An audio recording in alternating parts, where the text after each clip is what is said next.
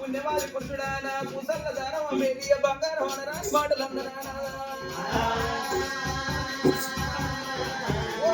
సర్వేశ్వరు నేను అత్తనిచ్చిన పిల్లను కాదు నాదా అత్తని కొడుకు పోతుండనా నాదా మామనిచ్చిన పిల్లను కాదు నాదా మామని కొడుకు పోతుండనా అయ్యా నేను ఎవరితోటి చెప్పుకుంటూ రామనకు రామ